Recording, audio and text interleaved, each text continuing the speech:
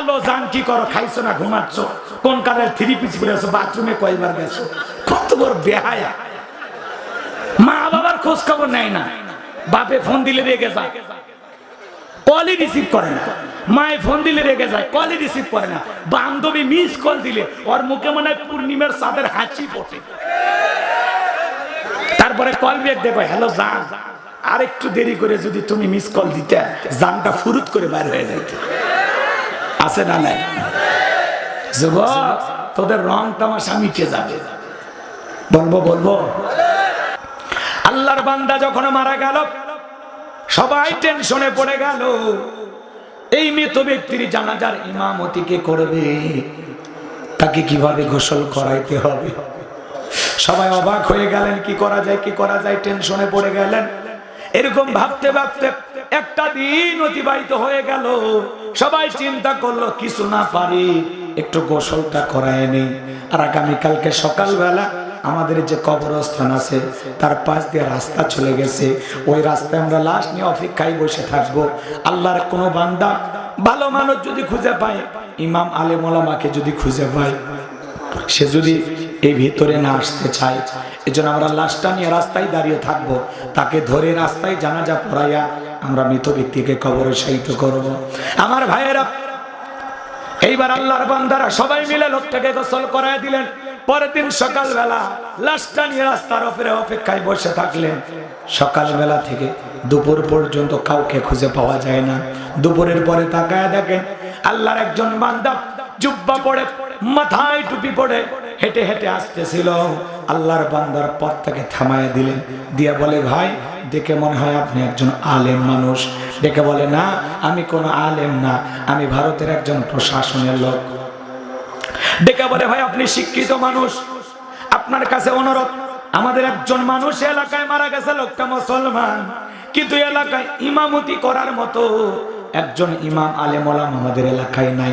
আপনি যদি মনে কিছু না নেন, এই ব্যক্তির ইমামতি করে আপনি একটু লাশটা কবরে রাখবেন। সবাই যখন অনুরোধ করলো, আল্লাহর বান্দা পুলিশ নামাজের মধ্যে দাঁড়ায় গেলেন।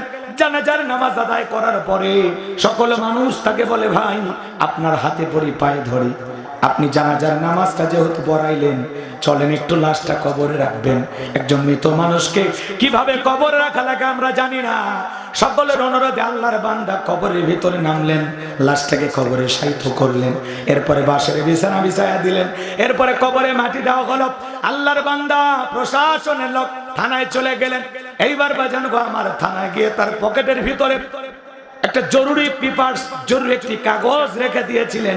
ওই কাগজটা খোঁজাখুঁজি করেন, কিন্তু কাগজটা খুঁজে পায় না। সমস্ত পকেটগুলো খোঁজাখুঁজি করে পায় না। এইবার খুঁজতে খুঁজতে চিন্তা করলেন, ওই ব্যক্তিকে আমি কবরে শায়িত করলাম, মনে হয় ওখানে পড়ে গেছে। এইবার কবরস্থানে এসে খোঁজাখুঁজি করলেন, পাইলেন না। এইবার ওই গ্রামের মানুষদেরকে দেখে বলে, ভাই আপনাদের উপকার করতে এসে আমার জীবনের বড় একটা ক্ষতি হয়ে গেল। আমার মনে হয় আমি যখন লাশটাকে কবরে শায়িত করার জন্য কবরের ভিতরে নেমেছিলাম, ওই মুহূর্তে হয়তোবা আমার পকেট থেকে ওই কাগজটা পড়ে গেছে। এই কারণে আমার চাকরিটাও চলে যেতে পারে। দয়া করে আসেন, আপনারা একটু আসেন। লোকজন ডেকে বলে, ভাই 1-1.5 ঘন্টা আগে মানুষটাকে কবর দিলাম, কবর খনন করে ঠিক হবে? আমরা তো নিয়ম কানুন জানি না। ডেকে বলে, না এখনো লাশ পচে নাই, বলে না, আসো তোমরা সবাই আসো। এইবার সবাইকে নিয়ে যায় কবরস্থানের সমস্ত মাটিগুলো সরিয়ে ফেলা হলো। এরপরে যখন 1-2টা বাস তুলেছে, সবাই তাকায় দেখে, আরে ওই কবর আর মাটির কবর নাই, কে বা কারা জানো ফুল দিয়া ডেকোরেশন করে দিয়েছে। বলেন আল্লাহু আকবার। ফুল দিয়ে কবরটা সাজায়া দিয়েছে, কবরের ভিতরে আলো ঝলমল করতেছে, চিকচিক করতেছে। বলেন আল্লাহু আকবার।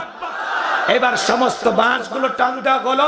সবাই তাকায় দেখা, হারে 1-1.5 ঘন্টা আগে যেটা মাটির কবর, ওইটা কোন মাটির কবর নাই, কে বা কারা জানো কি সুন্দর ফুল দিয়ে কবরটা সাজাইছে। এইবার তাকায় দেখেন ওই কবরস্থানের কোনায় ওই কাগজটা পড়ে আছে। ওই কাগজটাকে নিলেন, আর সবাই চোখের পানি ছেড়ে দিয়ে কাঁদেন। আর এই পুলিশের লোক থেকে বলে, ভাই এই আল্লাহর বান্দা দুনিয়ার জীবনে কেমন আমল করেছে, যার কারণে আল্লাহ তাআলা 1-1.5 ঘন্টা গেছে মাটির কবর দেখলাম, কি সুন্দর ফুল দিয়ে সাজাইছে, কি আমল করেছে এই কথা বলতেছে, আর সবাই চোখের পানি ছেড়ে দিয়ে কান্না করতেছে। প্রশাসনের লোকটা দেখে বলে, আমি যতক্ষণ না জানতে পারবো আল্লাহর এই বান্দা কি আমল করেছে ততক্ষণ পর্যন্ত আমি শান্তি পাবো না। চলো এর আত্মীয় স্বজনের কাছে নিয়ে যাও। লোকজন ডেকে বলে, ও ভাই, এর একমাত্র কন্যা সন্তান দুনিয়ার জমিনে জীবিত আছে, এছাড়া আর কেউ বেঁচে নাই। তখন বলতেছে, আমি তার মেয়ের কাছে জিজ্ঞাসা করব তার বাবা জীবন দশায় কি এমন আমল করেছে যে আমলের কারণে 1-1.5 ঘন্টা আগে যেটা মাটির কবর, মাটির ইটে শায়িত করলাম, সেই কবর আল্লাহ তাআলা জান্নাতের বাগান বানাইছেন, ফুল দিয়ে সাজাইছেন। আমি জানতে চাই আল্লাহর এই বান্দা দুনিয়ার জমিনে কি আমল করেছিল। আপনারা কি শুনবেন আমলটা কি? কারা কারা একটু দুই হাত তোলেন তো দেখি। লিল্লাহি তাকবীর। হাত নামান। আপনি চান না আপনার আমার কবরটা এইভাবে ফুল দিয়ে সাজানো হোক, ফুল দিয়ে ডেকোরেশন করা হোক? চান না? চান না? চান তো ইনশাআল্লাহ। আল্লাহ কবুল করেন, জোরে বলেন আমিন। আমার ভাইরা, আল্লাহ রাব্বুল আলামিন বলেন, তাবারাকাল্লাযী বিয়াদিহিল মুলকু ওয়া হুয়া আলা কুল্লি শাইইন কাদির। আমার আল্লাহ রাব্বুল আলামিন ডেকে বলেন, মহামান্বিত সেই সত্তা যার হাতে সর্বময় কর্তৃত্ব, রাজত্ব পাওয়ার ক্ষমতা, তিনি হলেন সর্ববিষয়ে শক্তিবান। তাহলে সকল ক্ষমতার একমাত্র মালিক কে? আমার ভাইয়েরা, আল্লাহ রাব্বুল আলামিন বলেন, তাবারাকাল্লাযী বিয়াদিহিল মুলকু ওয়া হুয়া আলা কুল্লি শাইইন কাদির। মহামান্বিত সেই সত্তা যার হাতে সর্বময় কর্তৃত্ব, রাজত্ব পাওয়ার ক্ষমতা, তিনি হলেন সর্ববিষয়ে শক্তিবান। তাহলে সকল ক্ষমতার একমাত্র মালিক কে? আল্লাহর চাইতে বড় ক্ষমতাধর কেউ আছে? আসমানের জমিনে আল্লাহর চাইতে বড় কেউ আছে? ওয়ালাম ইয়াকুল্লাহু কুফুয়ান আহাদ। আকাশ আর জমিনে আল্লাহর সমকক্ষ, আল্লাহর সমতুল্য কেউ নেই, বলেন আল্লাহু আকবার। তাহলে আকাশ আর জমিনের সকল ক্ষমতার চাবিকাঠি কার হাতে? আল্লাহর চাইতে বড় ক্ষমতাধর কেউ নাই। কথা বলে ঠিক কি না? আসমান আর জমিনের একমাত্র মালিক কে? লিল্লাহি মুলকুস সামাওয়াতি ওয়া মা ফিল আরদ, বলেন আল্লাহু আকবার। আসমান জমিনের একচ্ছত্র মালিকানা কার? আর একটু জোরে বলেন কার? তাহলে ভালো করে বুঝবেন, তাবারাকাল্লাযী বিয়াদিহিল মুলকু, মহামান্বিত সেই সত্তা যার হাতে সর্বময় কর্তৃত্ব, রাজত্ব পাওয়ার ক্ষমতা, সব ক্ষমতার চাবিকাঠি একমাত্র কার হাতে? আসমান আর জমিনে আল্লাহর চাইতে বড় কেউ আছে? পরিষ্কার হয়েছেন তো নাকি বলেন? তাহলে সকল ক্ষমতার একমাত্র মালিক কে? আসমানে ক্ষমতা চলবে কার? জমিনে ক্ষমতা চলবে কার? আমরা গোলামি করব কার? আমরা সেই রবের গোলাম যার হাতে সকল ক্ষমতা।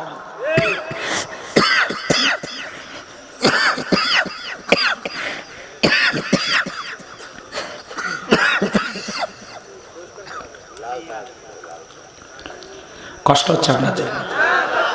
বিরক্ত যান হয় না? মানে কয়েকদিন আগে এমন একটা মাইক পাইছিলাম, মনে করেন খালি আমারে মারেনি, আমার গলারে মাইরে জানাজা পড়েছে। কোথায় বুঝছেন? এই জন্য একটু গলাটার ভয়েস একটু এদিক সেদিক হয়েছে। মন খারাপ করবেন না। মানুষ যদি অসুস্থ হয়, আপনার মানে বউ বাচ্চা অসুস্থ হলে সব বাইরে ফেলে দেন নাকি ঘর, নাকি সেবা টেবা করেন? তো আমার যদি অন্য সময় ভালোবাসেন, একটু অসুস্থ হলে কি ঘৃণা করবেন নাকি ঘর? এটা মানুষ তো, রোবট না, তাই না? দিনে রাতে চলে মানুষ তো। আবার অনেকে বলবেন, হুজুর এত নেন কেন? আমরা তো নেই না, মানুষ জোর করে দাওয়াত দেয়, কি করবে? সব মানুষের ভালোবাসা। কথা কোন ঠিক না? তো যাই হোক, রাগ করবেন না। আমার গলা ফাটুক চিরুক 1.5-2 ঘন্টা কথা হবে ইনশাআল্লাহ। আর আপনারা ভয় পাইন না, আমি আগেই বলে দিচ্ছি, প্রথম আয়াতের আলোচনা একটু গরম, আর দ্বিতীয় আয়াতের আলোচনা একেবারে নরম। যেহেতু কবরস্থান, বোঝেননি? আগে দুনিয়াতে একটু ঘোরাবো, ঘোরাইয়া পরে কবরে নিয়ে যা ছেড়ে দেবে, হবে না ইনশাআল্লাহ? কর্তৃপক্ষের ভাইরা বারবার অনুরোধ করছে যে হুজুর একটু মৃত্যুর বিষয় না, কবরের বিষয় আলোচনা করবেন। সব দিক চিন্তা ভাবনা করে ধরেছি, তবে আগে যেহেতু ক্ষমতা নিয়ে আলোচনা শুরু করেছি, এটাকে বলা লাগবে নাকি কন? এবার চলেন বলেন তো বাজানো, ক্ষমতা দেওয়ার মালিক কে? পৃথিবীতে যারাই ক্ষমতা থাকে এদেরকে ক্ষমতা দেন তিনি কে? কিন্তু যারাই ক্ষমতায় থাক এদের পরিচয় কি? আপনাদের এলাকায় একটা ছেলে যদি ঢাকায় চাকরি করে 10-20 বছর যদি ঢাকায় একটা ফ্ল্যাট বাসা ভাড়া নিয়ে থাকে, পরিচয় কি? ভাড়া দিয়া। তো পৃথিবীর জমিনে যারা ক্ষমতার চেয়ারে থাকে 5 বছর 10 বছর আল্লাহ তাআলা তাদেরকে ক্ষমতার চেয়ারটা ভাড়া দেয়। কথা কয় না? এই ক্ষমতার মালিক কিন্তু এরা না। ক্ষমতার মালিক, ক্ষমতার চেয়ারটা আল্লাহ কিছুদিনের জন্য ভাড়া দিচ্ছে। কাউকে 10 বছর, কাউকে 20 বছর, কাউকে 50 বছর, কাউকে মৃত্যু পর্যন্ত, কিন্তু চিরস্থায়ী কেউ না। এই দুনিয়াতে কারো ক্ষমতা চিরস্থায়ী? কথা বোঝেন নাকি? নাকি রাগ করতেছেন? তো এই জন্য যারাই দুনিয়ার ক্ষমতাতে চেয়ারে থাকে এরাই হলো ভাড়াটিয়া। হিসাব নিকাশ করে দেখলে আমরাও ভাড়াটিয়া। আজ আছি কাল দুনিয়াতে থাকবো না। কথা ঠিক কিনা? আমার ভাইয়েরা গভীর মনোযোগ দিয়ে শুনবেন। তাহলে বলেন তো বাজান, ক্ষমতা দেওয়ার মালিক কে? আল্লাহ রাব্বুল আলামিন বলেন, কুলিল্লাহুম্মা মালিকাল মুলকি তুতিল মুলকা মান তাশা ওয়া তানজিউল মুলকা মিম্মান তাশা ওয়া তুইজ্জু মান তাশা ওয়া তুযিল্লু মান তাশা বিয়াদিকাল খায়র ইন্নাকা আলা কুল্লি শাইইন কাদির। সূরা আলে ইমরানের 26 নম্বর আয়াত আল্লাহ রাব্বুল আলামিন ডেকে বলেন, রাজত্ব দেওয়ার মালিক আমি আল্লাহ। তাহলে বলেন তো রাজত্ব দেওয়ার মালিক কে? ক্ষমতা দেওয়ার মালিক কে? কেড়ে নেওয়ার মালিক কে? কাউকে ক্ষমতা দিলেই যে সম্মান দেওয়া হলো এমনটা না। ক্ষমতার সম্মান ভিন্ন জিনিস। কাউকে ক্ষমতার চেয়ারে বসাইয়াও আল্লাহ জুতার বাড়ি খাওয়াইয়া বিদায় করে। এই যে শ্রীলঙ্কার দিকে দেখলেন না, জনগণের উপরে জুলুম করার কারণে, অত্যাচার করার কারণে জনগণ রাগ করে নেতার কাপড় খুলে নিয়েছে। ভাগ্যিস ভালো সেদিন হাফ প্যান্ট পরেছিল। কথা কন ঠিক কিনা? এই দুনিয়ার জমিনে ক্ষমতা যারা আমানত মনে করিয়া মানুষের প্রতি আদল ইনসাফ প্রতিষ্ঠিত করে, ন্যায় বিচার কায়েম করে, মানুষের অধিকার প্রতিষ্ঠিত করে, ইসলামের পক্ষে কাজ করে, মুসলমানের পক্ষে কাজ করে, ক্ষমতার চেয়ারে বসায়াও আল্লাহ তাদের সম্মান মর্যাদা বাড়ায়। আবার যারা জুলুম করে, অত্যাচার করে, মানুষকে কষ্ট দেয়, মানুষের রক্ত নিয়ে খেলা করে, এই পৃথিবীর জমিনে অনেক প্রমাণ এমন আছে ক্ষমতার চেয়ারে বসাইয়াও আল্লাহ লাঞ্ছিত করেছেন। কথা কোন ঠিক কিনা? নমরুদকে দুনিয়ার জমিনে থাকা অবস্থায়, ক্ষমতায় থাকা অবস্থায় জুতার বাড়ি খাওয়ায়া, ল্যাংড়া মশার কামড় খাওয়ায় আল্লাহ বিদায় করেছেন। কথা কোন ঠিক কিনা? তাহলে ভালো করে বোঝেন, রাজত্ব দেওয়ার মালিক আল্লাহ, ক্ষমতায় বসানোর মালিক আল্লাহ, ক্ষমতা থেকে নামানোর মালিকও আল্লাহ। সম্মান দেওয়ার মালিক আল্লাহ, লাঞ্ছিত করার মালিক বিয়াদিকাল খায়র। সকল কল্যাণের চাবিকাঠি কার হাতে? আরো জোরে বলেন না ভাই, কার হাতে? ইন্নাকা আলা কুল্লি শাইইন কাদির। আর তিনি সব বিষয়ের উপরে ক্ষমতাবান, সকল কিছুর উপরে তিনি শক্তিশালী। আল্লাহ আকবার বলেন। কথা কি পরিষ্কার বুঝতে পারতেছে? তাহলে বলেন তো, ক্ষমতা দেওয়ার মালিক কে? কেড়ে নেওয়ার মালিক কে? সম্মানিত করার মালিক কে? লাঞ্ছিত করার মালিক কে? ভালো করে বোঝার চেষ্টা করবেন। এই পৃথিবীর জমিনে আল্লাহ রাব্বুল আলামিন 4 জন মানুষকে পুরো পৃথিবীর রাজত্ব পাওয়ার ক্ষমতা দিয়েছিলেন। জোরে বলেন কয়জন? পুরো পৃথিবীর ক্ষমতা, ছোট একটা দেশের ক্ষমতা না, পুরো পৃথিবীর ক্ষমতা আল্লাহ কয়জনকে দিয়েছিল? আর একটু জোরে বলেন।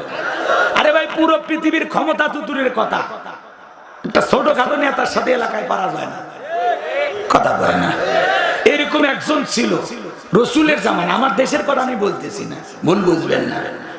বিশ্ব নবীর জামানায় এরকম একজন পাতি নেতা ছিল, যাকে বলা হয় গোত্রীয় লিডার, দলপতি। ধরেন 3-4টা গ্রাম মিলে একটা মেম্বার হয় না, তো ওইরকম ওই জামানার কথা, বিশ্ব নবীর জামানার কথা, একটু মনোযোগ দিয়ে শুনবেন। তো ওই গোত্রীয় লিডারের নাম ছিল মুহাবির আমর। বিশ্ব নবী হিজরত করে মদিনায় চলে গেছে। রসুল মদিনায় যাওয়ার পরে আপন গতিতে দিনের দাওয়াত চালিয়ে যাচ্ছে, কালেমার প্রচার প্রসার করছে, মানুষ দলে দলে কালেমা পড়তেছে, ইসলাম ধর্ম গ্রহণ করতেছে। আল্লাহ পাক বলেন, কিন্তু রসুল মক্কায় যা কাফেরদের, মক্কার কাফেরদেরকে নিয়ে রসুলের টেনশন নাই। রসুল মদিনায় ইসলাম প্রচারের কাজে ব্যস্ত, কিন্তু মক্কার কাফেরদের ঘুম হারাম। না জানি রসুল মদিনায় যা কি করতেছে, এই টেনশনে এদের ঘুম হয় না। আর এই টেনশনকারীর মধ্যে এই মহাবীর আমর একজন, এ কি করলো জানেন? লাত, উজ্জা, দেবদেবী, সরস্বতী, রাধাকৃষ্ণ, ভগবতী এই প্রতিমাগুলোর সামনে দাঁড়াইয়া তরবারিটা উঁচু করে বলতেছে, যতক্ষণ আব্দুল্লাহর বেটা মুহাম্মদ বলেন সাল্লাল্লাহু, বলতেছে যতক্ষণ আব্দুল্লাহর বেটা মুহাম্মদ সাল্লাল্লাহু আলাইহি সাল্লামের কাল্লা না ফেলাইতে পারবো ততক্ষণ পর্যন্ত এক ফোঁটা পানিও পান করব না। জোরে কন নাউজুবিল্লাহ। আমার রসুলের কাল্লাটা নিতে চায়, আমার নবীর কাল্লাটা ফেলাইতে চায়। আমার নবীকে ওর পাকা ধানে মই দিছে, ওর বাড়ির কি কোনোদিন চুরি করতে গেছে? আমার রসুলের কি কোনো অপরাধ আছে? কিন্তু ওদের কাছে অপরাধ হলো রসুল কালেমার দাওয়াত দেয়, ইসলামের প্রচার প্রসার করে, এক আল্লাহর পথে মানুষকে আহ্বান করে। ওরা বলে আমরা 33 কোটি দেবতা মানি, তাই শান্তিতে নাই। আর এক আল্লাহ মানলে সমস্যার সমাধান। বিশ্বাস হয় না ওদের কাছে, কথা কয় না। রাগ করতেছেন আমার কথা? প্রতিমার সামনে দাঁড়ায় যখন শপথ গ্রহণ করল, বিশ্বনবীর মাথা না নেওয়া পর্যন্ত এক ফোঁটা পানিও পান করবে না, এই শপথ গ্রহণ করে মদিনার পথে রওনা করলেন। আমার আল্লাহ রাব্বুল আলামিন বিশ্বনবীর কান পর্যন্ত খবরটা পৌঁছায় দিলেন, ও নবী গো, মক্কার মহাবীর আমর আপনার মাথা নেওয়ার জন্য রওনা করেছেন। এই কথা শোনার পর নবী আমার টেনশনে পড়ে গেলেন। সাহাবায়ে কেরামদেরকে ডেকে বলেন, আমার সাহাবীরা তোমরাই বলো, মক্কার মহাবীর আমর আমার মাথা নেওয়ার জন্য রওনা করেছে, কি করা যায়? নবীর প্রিয় সাহাবী হযরত ওসমান ডেকে বলেন, নবী গো, আপনি আল্লাহর কাছে দোয়া করেন, ওই মক্কার মহাবীর আমর আপনার কাছে পৌঁছার আগে ওর হাত পা যেন আল্লাহ প্যারালাইজ করে যায়। বিশ্ব নবী হযরত ওসমানের কথা শুনে দোয়া করলেন, কারণ নরম মানুষ দোয়ার পক্ষে। মারহাবা। হযরত ওসমানের কথা শুনে আমার নবী যে দোয়াতে হাত তুললেন, নবীজি আমার হাত তুলে দোয়া করতে লাগলেন, আল্লাহ ওই মক্কার মহাবীর আমার মাথা নেওয়ার জন্য রওনা করেছেন, আল্লাহ আমার কাছে পৌঁছার আগে ওর হাত পা প্যারালাইজ। এতটুকু শুধু বলতেছেন, আমার আল্লাহ আসমান থেকে বলেন, জিবরাইল আর করিস না দেরি, আমার নবীকে জানাই আদে তাড়াতাড়ি। আমি আল্লাহ পাক শুধু দুই হাত দোয়া করার জন্য দেই নাই, মাঝে মাঝে জালিম আর বেঈমানদেরকে সাইজ করার জন্য ওই দুই হাতে লাঠিও তুলে নেওয়া লাগবে। জিবরাইল এসে বলে, নবী দোয়া কবুল হবে না, হাত নামান। বিশ্বনবী তখন হাত মুখে নামিয়ে হাঁটুর উপরে রেখে দিলেন। আমরা অনেকে মুনাজাত করি, কেউ মুনাজাত করার সময় দড়ি পাকায়, হাত এরকম করে, কথা কয় না। কেউ আবার মুনাজাত করার সময় এরকম পিছার মারে, কথা কয় না ভাই। আবার কেউ দেখবেন এরকম চুপচাপ ধরে থাকে। আবার যুবকেরা বেশি সেনা, এরা হাতে তোলে, হুজুর দোয়া করে কান দিয়ে দাড়ি ভিজে শেষ, ও চুপচাপ থাকে। হুজুর যখন বলে আমিন, তখন বলে আমিন। হুজুর আজকে মনে হয় সেই হয়েছে, ও বাটটা দোয়া ধরছিল। এরকম চালাক আছে না? রাগ করেছেন আপনারা? আচ্ছা আপনারাই বলেন তো, সব জায়গায় কি দোয়া দিয়ে কাজ হয় ভাই? এই গ্রামের নাম কি? বিজয়পুর। মনে করেন, উদাহরণ এক্সাম্পল দিচ্ছি কথা বোঝানোর জন্য, মনে করেন এই গ্রামে প্রতিদিন চুরি হচ্ছে, গরু ছাগল চুরি হয়, গহনা গাড়ি চুরি হয়, এমনকি সুন্দরী বউটাও চুরি হয়। চোরের অত্যাচার এলাকায় থাকাই যাচ্ছে না। তো একজন বাজার থেকে 10 কেজি জিলেপি নিয়ে এসে ইমামকে দিয়ে বলতেছে, হুজুর চোরের অত্যাচারে গ্রামে থাকা কঠিন, একটু দোয়া করেন আল্লাহ যেন চোরের হাত থেকে এই বিজয়পুরের মানুষকে হেফাজত করে। এইবার হুজুর ঈশান নামাজ আদায় করে দোয়া করে বলতেছে, আল্লাহ চোরের হাত থেকে এই বিজয়পুরের সোনা দানা, গহনা গাটি, সুন্দরী বউ, টাকা পয়সা, গরু ছাগল সবকিছু হেফাজত করো।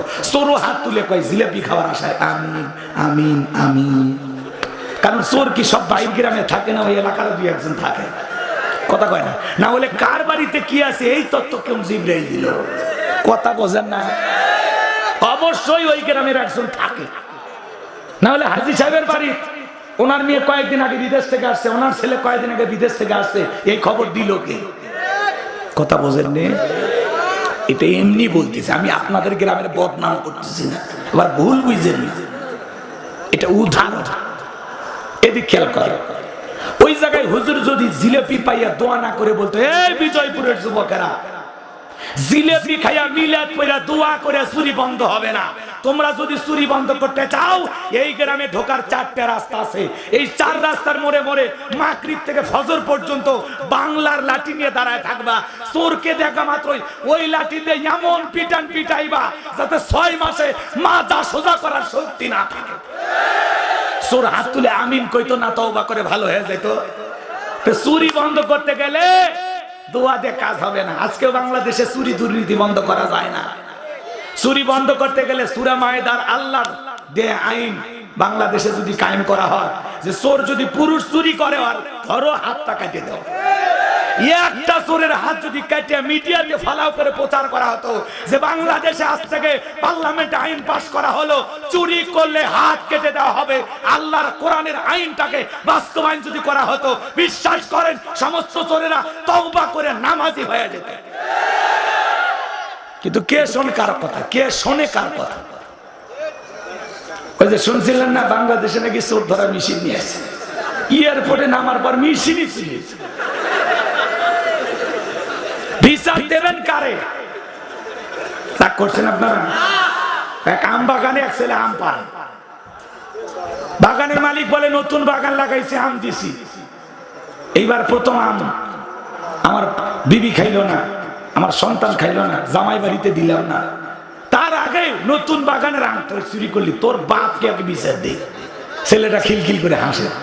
শোনেন নাই গল্প? হাসতে হাসতে বলতেছে আপনি কারে বিচার দিবেন? এই যে পাশের যে গাছটা দেখা যায় ওই গাছ আমার বাপও চলেছে। গাছওয়ালা কপাল থাবড়ায় বলে বিচার দেব কারে? বাপও চোর, বেটাও। কথা কন ঠিক কিনা? আজকে সমাজের অবস্থা তাই। আপনি কার কাছে অভিযোগ দেবেন? অভিযোগ দেওয়ারই জায়গা নেই। কথাকে বোঝা গেল? সামনের দিকে যাই বাজান গো আমার। আমি যে কথা বলতে চাচ্ছিলাম, জিবরাইল এসে বলেন নবী দোয়া কবুল হবে না। বিশ্ব নবী তখন হাতটা নিচে নামাইলেন। এইবার ডেকে বলেন জিবরাইল কি করা যায়? হযরতে জিবরাইল ডেকে বলেন নবী গো আপনি সাহাবীদের মধ্যে ঘোষণা করেন আপনার সাহাবীদের মধ্যে এমন কেউ কে আছে যে আমরের মুখোমুখি মোকাবেলা করবে। বিশ্বনবী এই কথা শোনার পরে সাহাবায়ে কেরামদেরকে ডেকে বলেন ও আমার সাহাবীরা তোমাদের মধ্যে এমন কেউ কে আছে যে মক্কার মহাবীর আমরের মোকাবেলা করবে? বিশ্বনবীর কোন সাহাবী দাঁড়ায় না, হযরত আলী দাঁড়িয়ে গেলেন। বলেন আল্লাহু আকবার।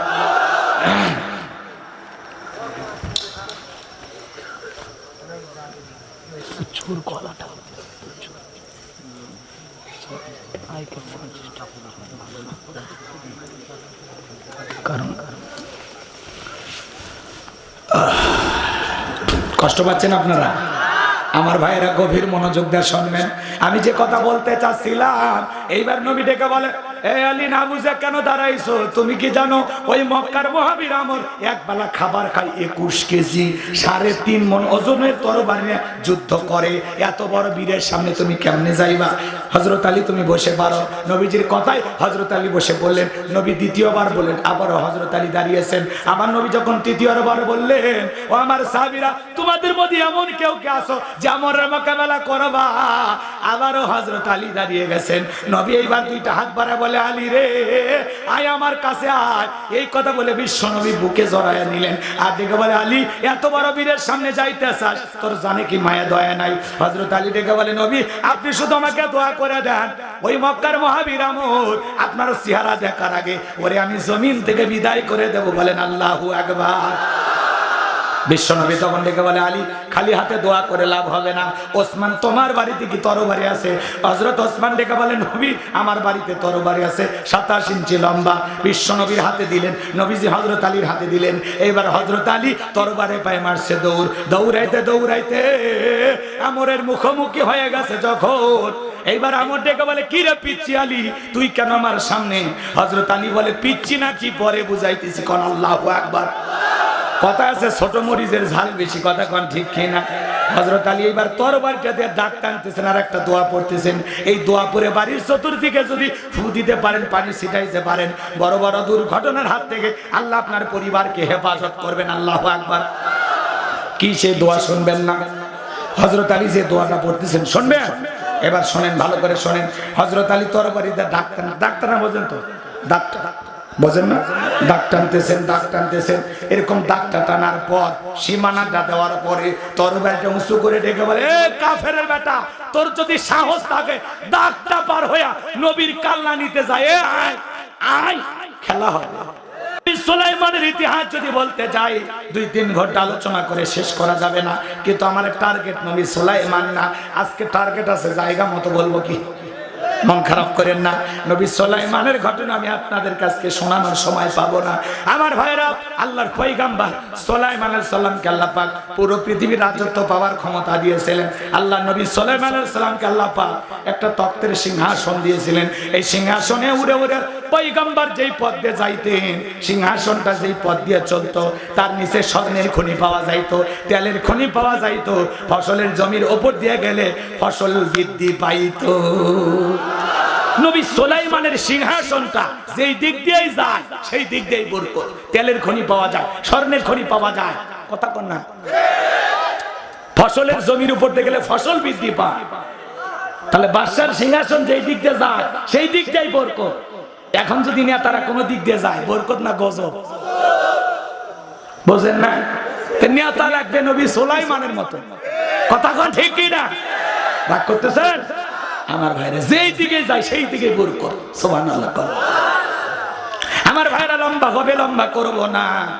নবী সুলাইমান আলাইহিস সালাম কে আল্লাহ রাব্বুল আলামিন পুরো পৃথিবীর রাজত্ব পাওয়ার ক্ষমতা দিয়েছিলেন। দুই নম্বর হলো বাদশা জুলকারনাইন কে আল্লাহ রাব্বুল আলামিন পুরো পৃথিবীর রাজত্ব পাওয়ার ক্ষমতা দিয়েছিলেন। বলেন তো কি নাম? আরো জোরে বলেন। বাদশা জুলকারনাইনকে আল্লাহ পাক পুরো পৃথিবীর রাজত্ব পাওয়ার ক্ষমতা দিয়েছিলেন। এই দুনিয়ার জমিনে এক নয় দুই নয়, আল্লাহ তাআলা তাকে 1600 বছর হায়াত দিয়েছিলেন। বলেন আল্লাহু আকবার। এই পৃথিবী ভ্রমণের জন্য আল্লাহ তাআলা তাকে একটি ঘোড়া দিয়েছিলেন। ওই ঘোড়ায় চড়ে যখন চাবুক মারতো, এক এক কদমে হাজার হাজার মাইল পথ পাড়ি দিত। বলেন আল্লাহু আকবার। আমার ভাইয়েরা, 1600 বছর ক্ষমতায় থাকার পরেও কোনদিন মানুষের প্রতি আদল ইনসাফ প্রতিষ্ঠিত করেছিল, কোনদিন মানুষের প্রতি জুলুম করে নাই। সূর্য উদয় হইতে সূর্য অস্তগামী পর্যন্ত, পূর্ব থেকে পশ্চিম পর্যন্ত পুরো পৃথিবীর ক্ষমতা আল্লাহ তাআলা তাকে দিয়েছিলেন। তার নাম হলো বাদশা জুলকারনাইন। কথা বলেন ঠিক কি না? আর ভাইয়েরা, গভীর মনোযোগ দিয়ে কথাগুলো শুনবেন। তাহলে দুইজন ইমানদার, একজন নবী সুলাইমান আর একজন বাদশা জুলকারনাইন, আর দুইজন কাফেরকে আল্লাহ পাক পুরো পৃথিবীর রাজত্ব পাওয়ার ক্ষমতা দিয়েছিলেন। এর মধ্যে একজন কাফেরের নাম হলো জালেম বাদশা বখতেনাসর। কি নাম? বখতেনাসর। আল্লাহ রাব্বুল আলামিন ওই জালেম বাদশা বখতেনাসরের জামানায় একজন পয়গম্বর পাঠিয়েছিলেন। সেই নবীর নাম ছিল দানিয়েল আলাইহিস সালাম। বলেন আল্লাহু আকবার। আল্লাহ নবী দানিয়েল আলাইহিস সালাম বনি ইসরাইলের নবী। আমার আল্লাহ পাক জানিয়ে দিলেন, ইয়া বানি ইসরাঈল আযকুরু নি'মাতি আল্লাতী আন'আমতু আলাইকুম ওয়া আন্নী ফাদ্দালতুকুম আলাল আলামিন।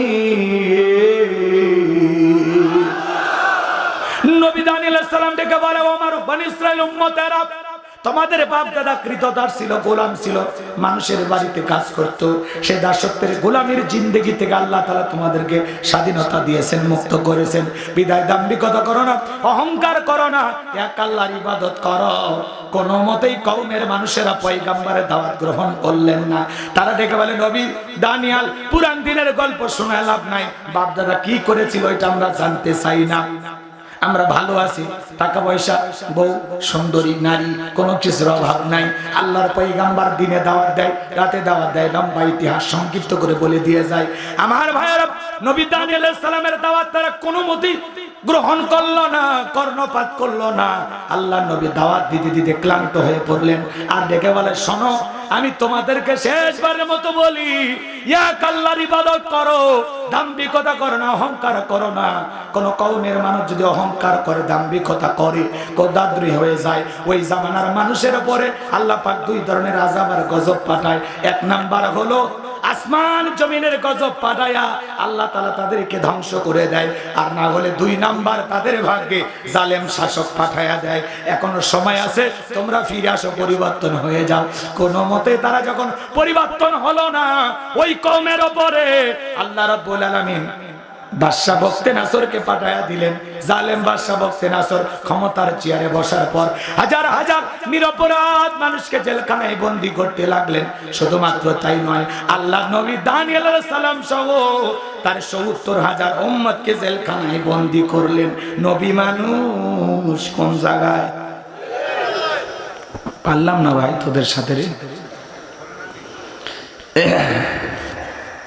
দোয়া করব। কথা বলতে অনেক কষ্ট হচ্ছে এখন আমার, যদি গলা টানে আমার তো কিছু করার থাকে না। এই যে এত কাছে যা কথা বলি